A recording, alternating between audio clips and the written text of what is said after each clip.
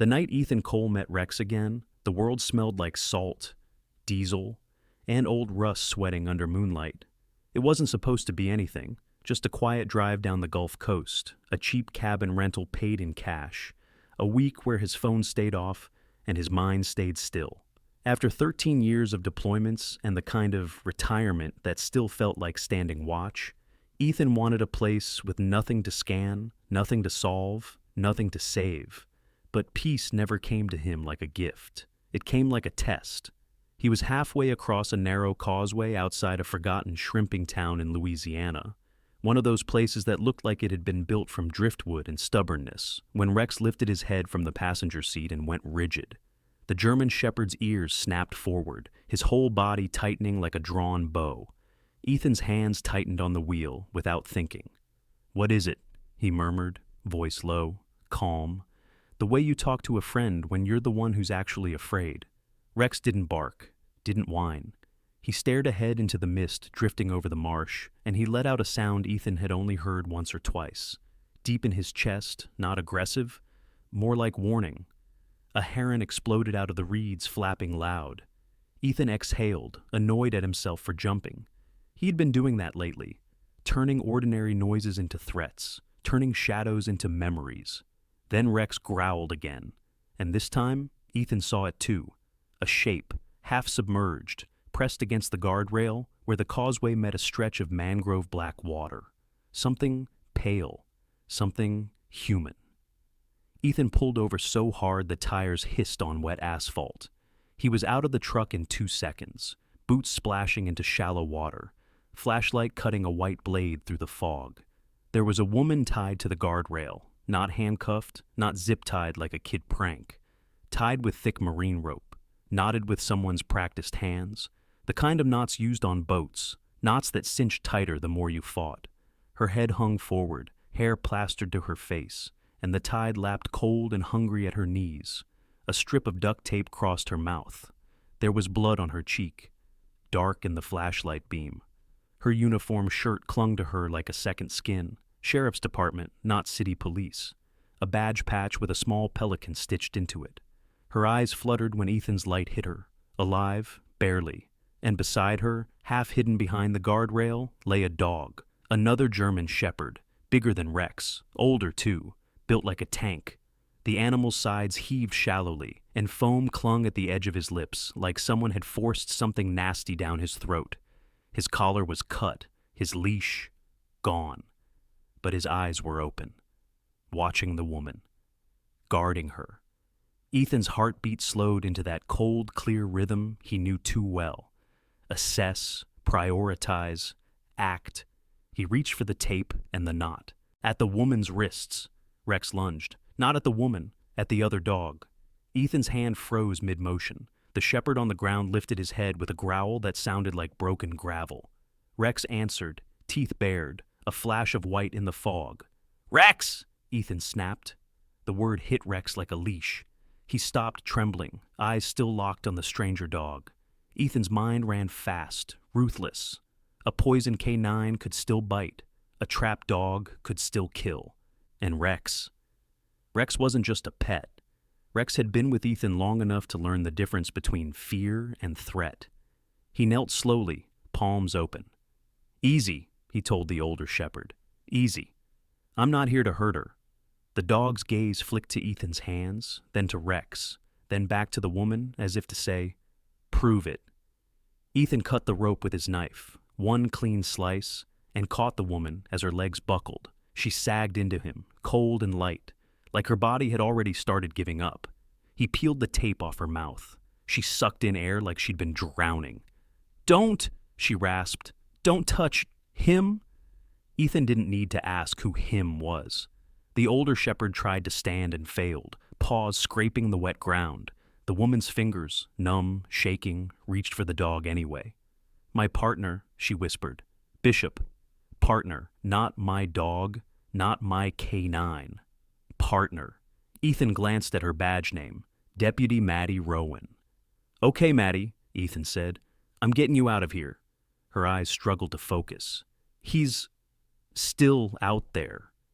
Ethan scanned the fog and the reeds beyond the guardrail. Nothing moved, no headlights, no footsteps, just marsh wind and the distant groan of a buoy. "How long have you been here?" Ethan asked. Maddie swallowed. "Not long. He wanted me awake." That chilled Ethan more than the tidewater seeping into his boots. "He wanted you awake to feel it," Ethan murmured, mostly to himself. Rex's body stayed stiff. His nose worked overtime, pulling information from the wet air. Then Rex's head turned, slowly, toward the wooden warning sign at the edge of the causeway.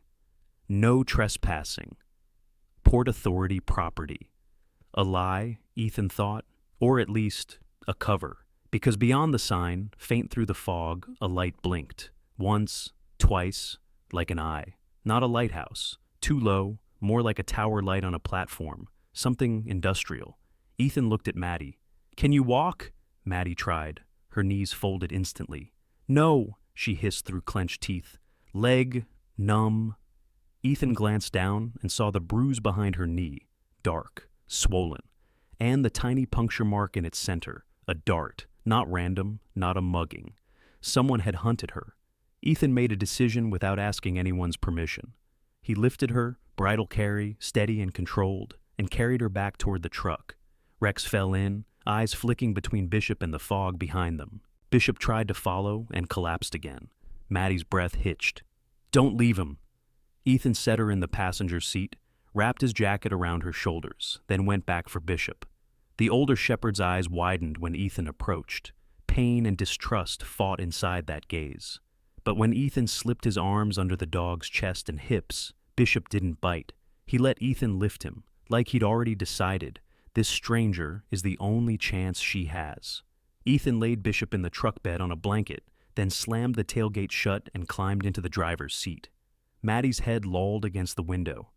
"You're not local," she whispered. "No," Ethan said, "and you shouldn't be out here alone either." She gave a weak laugh that turned into a cough. "I wasn't alone." Ethan's eyes narrowed.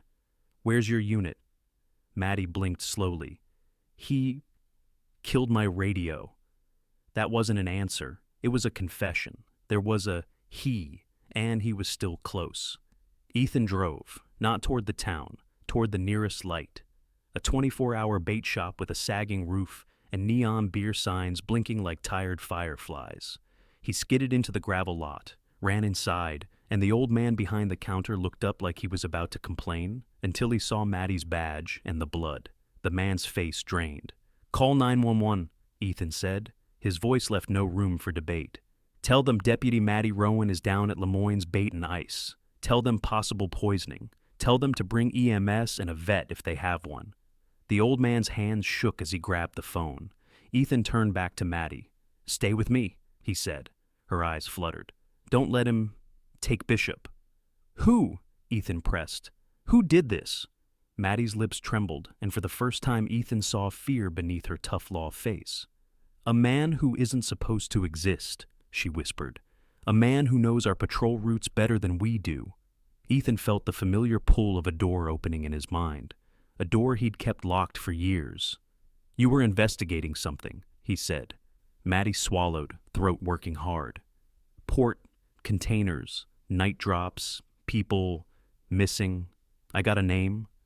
Her eyes met his, and the fog in them cleared just enough to sharpen into warning.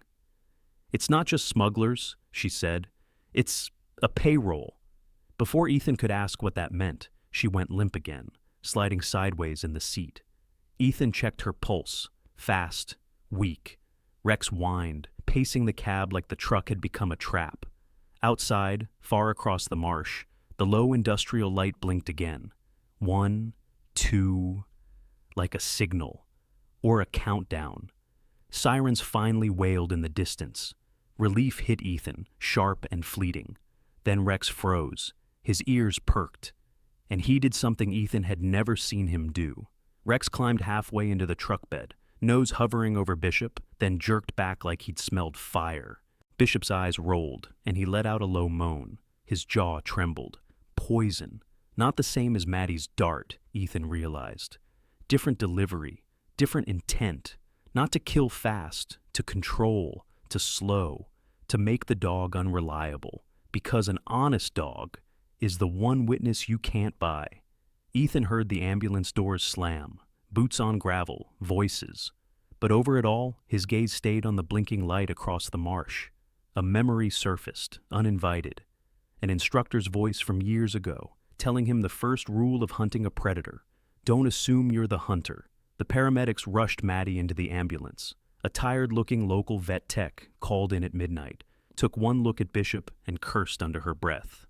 "I can stabilize him," she said, "but he needs a full clinic. Blood work, antitoxin maybe." Ethan nodded. "Do it." The vet tech glanced at him. "Who are you?" Ethan's answer came out simple. "Someone who hates bullies," he said. Maddie was wheeled away, and in the sudden quiet, Ethan stood by his truck with Rex at his side, watching the taillights disappear. A deputy approached, young, nervous, hand resting on his holster like it gave him courage. "You the guy who found her?" the deputy asked. Ethan met his gaze. "Yeah," the deputy swallowed. "Sheriff's gonna want to talk to you." "I'm sure he will." The deputy hesitated. "You said poisoning?" Ethan's jaw tightened. "That's what it looks like." The deputy's voice dropped. "People been talking about weird stuff near the port, but we don't go in there without clearance." "Clearance from who?" Ethan asked. The deputy looked away too fast. "That's above my pay grade," he muttered. Ethan watched him walk back toward the cruisers and thought, that's not fear of criminals. That's fear of paperwork, fear of consequences, fear of someone in a clean shirt with authority. Rex shifted beside Ethan, still tense, eyes reflecting neon. Ethan stared at the marsh light again, and then, faintly, he heard something else. A sound that didn't belong, not wind, not insects, a low engine, moving slow, not on the road, on water. Ethan's eyes narrowed. A boat, and it was heading toward the causeway, not away, toward the spot where Maddie had been left to die, toward the place someone had wanted her found. On a schedule, Ethan slid into his truck and started the engine. The young deputy waved. "Hey, where are you going?" Ethan didn't answer. He wasn't supposed to do this anymore. He wasn't supposed to chase shadows. But he also wasn't supposed to be the kind of man who could walk away after seeing a deputy tied to a guardrail and a dog poisoned like evidence. He drove back toward the causeway. Fog swallowed his headlights. The marsh became a black mirror. As he neared the guardrail, Rex began to growl again, low and steady. Ethan killed the engine and listened. The boat engine, cut out somewhere close. Silence fell. Then, the soft clunk of metal on wood. A dock. Someone stepping onto the causeway from below. Ethan eased out of the truck, pistol drawn, moving like he was back on night raids. Slow, quiet, controlled. Rex stayed at his heel. They reached the guardrail. Ethan leaned over and saw a small skiff tied to a mangrove root, bobbing gently. No lights. And on the skiff, a man in waders, face hidden under a hood, holding something long and rectangular. A case. He looked up at Ethan like he'd been expecting him. "You're not Law," the man called softly. Ethan didn't answer. The man smiled under the hood. "Then, you're the kind of problem we can solve." He raised a hand. And from the fog behind Ethan, a second man stepped out, then a third. And suddenly Ethan realized the trap wasn't just the rope and poison. The trap was the rescue. They wanted someone curious, someone capable, someone who would follow the light, someone like him. Rex lunged, not to attack, to warn. He slammed his body against Ethan's leg, hard enough to shift his balance. A shot cracked. The bullet punched sparks off the guardrail where Ethan's head had been. Ethan rolled, came up behind the truck's front tire, returned fire once, controlled, aimed not to kill, but to create space. The men scattered into the fog, but they weren't fleeing in panic. They were moving with purpose, with training. Ethan's blood went cold. These weren't dock thieves, these were contractors, men paid to be invisible. Rex darted forward, fast, silent, and Ethan nearly called him back, until he saw what Rex had seen. A second skiff gliding in, low in the water, heavy with cargo, and strapped on top of that cargo, a sealed drum. Hazmat markings, partially scraped off. Ethan's brain snapped pieces together so fast it almost hurt. Not just smuggling, not just missing people. A drum like that didn't move through marshes unless someone needed it hidden. And the blinking light across the marsh wasn't a tower. It was a platform. A place to transfer goods in the blind spot between jurisdictions. Ethan fired again, into the air this time. The sound echoed off water and reeds like thunder. The men froze, surprised. Then Rex did the thing that changed the entire night. He didn't attack the men. He attacked the rope tying the skiff to the mangrove. His jaws clamped and yanked. The knot snapped. The skiff drifted, current catching it, pulling it away from the dock. One of the men cursed and lunged, but Rex was already gone, bounding back to Ethan's side. The skiff drifted farther, and then the current swung it toward the center of the channel, where the fog thinned just enough to reveal flashing red-blue lights. A patrol boat. Approaching. Because Ethan had fired, because noise had forced eyes onto the water. The hooded man's head lifted. He stared toward the patrol boat, then back at Ethan. And in that moment, Ethan saw it. Anger. Yes, but something more. Recognition. Like the man had seen Ethan's type before. Like he understood exactly who Ethan was, even without a badge. "You picked the wrong road," the man said. Then he reached into his coat and threw something small. It hit the wet asphalt and clattered, a metal cylinder. Ethan's instinct screamed. He grabbed Rex and dove. A flashbang detonated. White light. Thunder sound. Hot pain behind the eyes. Ethan hit the ground hard, ears ringing like a church bell inside his skull. Rex barked once, sharp, furious. When Ethan forced his vision back, the fog had swallowed the men. Gone. The skiffs. Gone. Only the patrol boat's searchlight cut through the marsh like a sword. Ethan staggered to his feet, blinking tears. He raised his hands as the patrol boat shouted commands. He could have explained. He could have lied. Instead, he said the truth. "Deputy Rowan didn't get attacked for being a cop," Ethan called. "She got attacked for looking in the wrong place." The patrol boat crew hauled him in, questions coming fast. Ethan gave just enough to keep them moving, and all night, in the back of his mind, one thought kept repeating. If they moved hazmat drums through marsh water, then someone was poisoning something. Not water at a resort, something quieter. Something more profitable. Something you wouldn't notice until people started dying and you blamed it on bad luck. By sunrise, Ethan was sitting in the sheriff's office with Rex lying at his feet, Bishop in a vet clinic fighting for his life, and Deputy Matty Rowan unconscious in a hospital bed. The sheriff walked in like a man who hadn't slept in a week. He was broad, older, with tired eyes, and a jaw that looked like it had clenched through decades of bad news. Sheriff Caldwell read his badge. He looked at Ethan the way you look at a storm cloud moving in, knowing you can't stop it, only prepare. "You're Ethan Cole," Caldwell said. Ethan's gaze sharpened. "How do you know that?" Caldwell exhaled. "Because you're not the first retired soldier to roll into my parish trying to become invisible." That wasn't an answer either. Caldwell stepped closer, lowering his voice.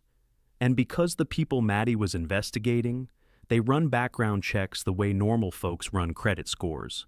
Ethan sat back, feeling the chair creak. Caldwell glanced at Rex. "That your dog?" "Yes." Caldwell's eyes flicked. "The other K9? Bishop? He's ours. And someone tried damn hard to make sure he couldn't do his job." Ethan nodded slowly. "They poisoned him." Caldwell's mouth tightened. "Vet says it's not typical. Not rat poison, not antifreeze. What is it?" Caldwell hesitated, then said the words like they tasted bitter. "A sedative used on livestock, in doses strong enough to drop a bull." Ethan's mind clicked. Someone has farm access, or a feed supplier. Caldwell stared at him. "You think like a man who's been in places where details kill you." Ethan didn't flinch. Details did kill people. Caldwell's eyes softened for half a second, then hardened again. "Matty found something," Caldwell said. "And I don't know who to trust in my own department. Last month, one of my deputies tried to pull a port security file and got a phone call from a state liaison telling him to stop asking." Ethan leaned forward. "Who is the liaison?" Caldwell shook his head. "No name, just a voice and a threat. And Matty? She didn't stop." Ethan glanced at the map board on the wall. pins and strings marking the coastline, the port, the marsh channels. Where were the missing people last seen? Ethan asked. Caldwell's hand tightened on his coffee cup. A clinic, a rehab center, a shelter. Ethan's stomach turned. Those weren't random. Those were places where people could disappear quietly, and the world would shrug. Rex lifted his head at the word shelter, like he understood the weight. Caldwell paced. We got a big event this weekend, a maritime heritage festival sponsored by the Port Authority. Politicians, media, families. Ethan's eyes narrowed. And the festival's centerpiece is a seafood boil, thousands of pounds of shrimp and oysters, from local partners, donated. The room went very still. Ethan felt the shape of the trap. A hazmat drum moved through marshes, a festival feeding half a parish, a deputy attacked for investigating port containers, and a poison K9 because a dog can smell what humans refuse to see. They're going to contaminate the food, Ethan said. Caldwell's face went pale. Ethan continued, voice low and flat. Not to kill everyone fast, not dramatic, something slower, something that looks like a bad batch, something that makes people sick, maybe dead, and everyone blames the ocean or the heat. Caldwell's voice cracked. Why would anyone do that? Ethan met his gaze. Because fear is profitable, because lawsuits are profitable, because if you control the supply, you control the desperation. Caldwell slammed his cup down. What supply? Ethan pointed to the marsh on the map. That platform light, that's not a tower, that's a transfer point. They're moving drums to a processing plant, or a cold storage facility, where the seafood gets prepped. Caldwell stared at the map, breathing hard. You got proof? He demanded. Ethan shook his head. Not yet. Caldwell's eyes dropped to Rex. But you got a way to find it. Ethan looked down at Rex, who stared back with steady amber eyes, calm like a soldier waiting for orders. And in that moment, Ethan understood the cruel irony of the whole thing. They tried to silence Maddie. They tried to weaken Bishop, but they couldn't stop the one witness that didn't care about paychecks, a loyal dog. That afternoon, Ethan visited Maddie in the hospital. She looked smaller in the bed, bruised and pale, an oxygen tube under her nose. But when her eyes opened and saw Rex, something in her face softened. Rex walked to the bed and rested his head gently near her hand. Maddie's fingers trembled as she touched his fur. You came back, she whispered, though Ethan didn't know if she meant him, or the fight. You need to tell me what you found, Ethan said. Her eyes flicked toward the door, fear returning. Caldwell? She asked. He's with us, Ethan said. For now. Maddie swallowed. I opened a container manifest. I wasn't supposed to. It was flagged. Medical waste. But the weight didn't match, and the company name, it kept repeating. What company? Ethan asked. Maddie whispered it like a curse. Blue Harbor Logistics. Ethan didn't recognize it, but Rex did something strange. He lifted his head and stared at Maddie, ears forward, alert. Like the name carried scent. Maddie's voice shook. Bishop hit on a truck once, near the cold storage. He went crazy. Then he started coughing, like something burned his throat. Ethan's eyes hardened. Chemical. Maddie nodded weakly. They called it an accident. They made me sign off. Ethan leaned in. Who made you sign off? Maddie's lips trembled. A man from the state. He wore a badge I couldn't photograph. He smelled like aftershave and bleach. Bleach, clean, clinical, a man who wanted no trace. Ethan straightened. Listen, Maddie whispered. They're not just going to poison food. Ethan's blood chilled. What else? Maddie's eyes filled. They're going to blame Bishop. Ethan's mind snapped to the perfect scapegoat. A police dog. A rabid K9. A contaminated handler. A story that keeps the port clean and the sheriff's department humiliated. A story that buries the real contamination in paperwork. Ethan looked down at Rex. Rex stared back, calm, ready. That night, Ethan and Caldwell drove to the edge of the marsh in an unmarked truck, with Rex in the back seat and Bishop, still weak but stubbornly awake, secured in a kennel, IV line removed, fur shaved in patches where the vet had worked. Bishop's eyes met Ethan's through the bars. There was no gratitude in them, only purpose. They reached a muddy service road leading toward the blinking platform light. The road was blocked by a gate and a sign. Authorized personnel only. State contract site. Caldwell stared at it like it had insulted his ancestors. "That's new," he muttered. Ethan's voice was flat. "So is the problem." They cut the engine and moved on foot. Fog rolled low. The marsh stank of salt and rot. Rex and Bishop walked side by side for a moment. Two German shepherds built for different lives, now aligned by the same danger. At the water's edge, a narrow dock led toward the platform, which hovered above the marsh like a steel spider. Ethan's pulse slowed. He felt it. Eyes, men, hidden. He crouched, whispered to Caldwell, "We're being watched." Caldwell's jaw tightened. "I know." A flashlight beam cut the fog. "Who's there?" a voice called. Not local, not a bayou drawl, sharper, cleaner. Ethan stepped forward, hands open, like he'd learned in 100 tense checkpoints. "Sheriff Caldwell," Caldwell called back. "On official business." A pause, then footsteps on metal. A man appeared at the end of the dock, wearing a reflective vest, but underneath it, he carried himself like a soldier. He smiled with no warmth. "Sheriff," the man said, "this site is under state contract. You're trespassing." Caldwell stepped forward. "Since when does a state contract override a sheriff's badge?" The man's smile widened. "Since the state decided your badge was inconvenient." Ethan watched him closely. The man's hands were empty, but his posture screamed, armed anyway. Then the man's gaze dropped to the dogs. His eyes narrowed. "Interesting," he murmured. "You brought your noses." That confirmed it. They expected dogs. They prepared for dogs, which meant the dogs mattered. Ethan felt Rex tense beside him. Bishop's low growl rolled like distant thunder. The man lifted a small device from his vest pocket, something like a remote. He clicked it. A high, sharp tone cut through the fog. Rex flinched. "Bishop!" screamed, not like a bark, like pain.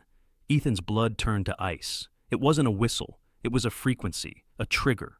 Bishop collapsed, paws scraping, eyes wide and frantic, body fighting itself. Maddie's words flashed in Ethan's mind. They're going to blame Bishop. This was how. Make the dog look unstable, dangerous.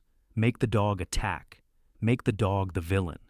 Ethan moved instantly, grabbing Bishop's harness, forcing him down, voice low and commanding. "Bishop, stay!" But Bishop's body trembled like a bomb about to go off. The man smiled wider.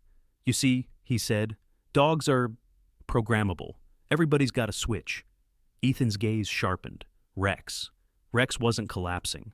Rex was shaking, yes, ears pinned, but he didn't lose control. Because Ethan hadn't trained Rex like a weapon, he'd trained Rex like a partner. Loyalty earned, not conditioned. Ethan stepped closer, voice calm. "Turn it off," Ethan said. The man's eyes flicked to him. "And who are you?" Ethan didn't blink. "The wrong person to threaten." The man laughed softly. "You don't have authority here." Ethan nodded once. "Then neither do you." And that was when Rex did the thing that ended the argument. Rex lunged, not at the man's throat, at the man's hand. His jaws snapped down on the remote device and ripped it free. The tone cut off instantly. Bishop's body went limp, panting, eyes confused, pain fading like a nightmare. The man's smile vanished. For the first time, real anger flashed across his face. He reached into his vest. Ethan moved like lightning, closing the distance, slamming the man into the dock rail before the weapon cleared fabric. Metal clanged. Fog swallowed sound. Caldwell drew his gun, aiming at the shadows behind the man, because shadows were moving. More men, boots on the platform. Ethan pressed the man's face toward the steel. "Where are the drums going?" he hissed. The man spat. "You're too late." Ethan's eyes narrowed. "For what?" The man smiled again, thin, cruel. "For the story." Then everything exploded into motion. A floodlight snapped on from the platform, blinding white. Men shouted, weapons raised. Caldwell fired once into the air. "Sheriff's office, drop it!" They didn't drop anything, because they weren't scared of a sheriff. They were scared of exposure. Ethan grabbed Caldwell's arm. "Back!" They retreated into the reeds as bullets snapped into the dock. Rex and Bishop moved like shadows, silent, disciplined, weaving through mud and grass. Ethan's mind raced. If the platform was guarded like this, then whatever was on it mattered. They needed proof, not a shootout. Proof. Ethan crawled through wet reeds, heart hammering, until he could see under the platform. And there it was, a hose running down into the water, not draining, pumping. From a drum, stacked among others, into a live well tank. Seafood storage, contamination delivery. Ethan's jaw clenched. Caldwell whispered, "We can't take this." Ethan's eyes stayed on the drums. "You don't need to take it," Ethan murmured. "You need to expose it." He looked at Rex and Bishop. "Find me a way up," he whispered. And as if they understood the language of war better than any human, Rex and Bishop split, one moving left, one moving right, noses low, bodies tense, searching. Rex returned first. He found a maintenance ladder hidden behind a sheet metal panel. He pawed at it once, then looked back at Ethan. Bishop followed, limping but determined, and his nose stopped at a small control box mounted to a support beam. He growled low. Ethan crawled to it, opened it. Inside, a timer, a pump schedule, a label, festival shipment, Bayfront Pavilion, Oro 6 Warasels. The trap had a clock. Ethan's blood ran cold. They weren't going to contaminate later. They were doing it now. Ethan ripped out his phone, snapped photos, proof, timestamps, serial numbers. Caldwell breathed. "That's enough." "It's not," Ethan said. "Not if they wipe it." He looked up. Above them, men moved, shouting into radios. They were searching. They knew someone was close. Ethan's mind made the decision before his conscience could argue. He reached into his pack and pulled out a small flare. Caldwell's eyes widened. "What the hell are you doing?" Ethan's voice was calm. "Giving them a story they can't control." He struck the flare. Red fire. Screamed into the fog, painting the marsh blood bright. He hurled it onto the platform. Panic erupted. Men shouted. Boots ran. And in that chaos, Ethan climbed. Fast. Silent. Ruthless. Rex followed. Bishop followed. They hit the platform like a storm. Ethan slammed into the nearest man, dropped him hard, grabbed a drum valve, and twisted. A spray of chemical stench burst out, harsh enough to burn eyes. Men coughed, staggered back. Rex barked once, fierce, a warning that split the night. Bishop, still shaking, charged forward, not at the men, but at the hose. He clamped down and ripped it free. The pump whined, then sputtered. Fluid spilled onto steel, hissing faintly. The men panicked because now their clean operation was contaminated with visibility. Caldwell's deputies arrived at the marsh edge, sirens screaming, lights flashing, and for the first time, the platform men realized they couldn't keep it quiet. A man in a clean jacket stepped forward from the shadows on the platform's far side. No vest, no hard hat, just confidence. He looked at Ethan like he'd been waiting to meet him. "You're making a mess," the man said. His voice was the same kind of clean as bleach. Ethan stared at him. "You're the liaison." The man smiled. "Call me whatever helps you sleep." Ethan stepped closer. "You tried to kill Maddie." The man's smile didn't change. "She tried to make herself important." Ethan's jaw tightened. "You poisoned a dog." The man's eyes flicked to Bishop. "Dogs don't testify." Ethan felt something hot rise in his chest. Anger, yes, but also something colder. A vow. He moved toward the man. The man lifted a pistol like it was a casual gesture. Rex growled, low and lethal. "Back up," the man said. Ethan didn't stop. The man's finger tightened. And that was when Bishop made his choice. Not Rex. Rex was already loyal. Bishop. The K9 they tried to break. Bishop launched himself at the liaison with a roar that sounded like vengeance. His jaws clamped onto the man's forearm mid-shot, dragging the pistol aim wide. The gun fired, the bullet punching harmlessly into the platform railing. The liaison screamed, not in pain, in fury. "Get him off!" Ethan slammed into the man, drove him down, ripped the pistol away. Caldwell's deputies swarmed the platform, shouting commands, weapons drawn. The liaison's face twisted as the floodlights and cameras caught him, caught the drums, the hose, the spill, the chaos. He realized too late, the story was no longer his. It belonged to whoever had the footage. Rex stood over the liaison, teeth bared, breathing steady. Bishop stood beside Rex, shaking but upright, eyes burning with something like pride. And Ethan stared at the liaison as the man was cuffed, and he saw it in those clean eyes. Not remorse, calculation, like he was already planning his next disappearance. Ethan leaned in, voice low enough that only the liaison could hear. "You're not invisible," Ethan said. "You're just not used to someone looking." The liaison's smile returned, thin, dangerous. "You think this ends here?" he whispered. Ethan didn't answer with words. He answered by stepping back and letting the deputies haul the man away into the flashing lights. Because the real answer wasn't in that moment. It was in what happened next.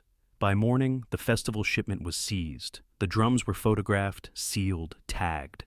State investigators arrived, suddenly eager to help, but Caldwell had already called the media, local, hungry, loud.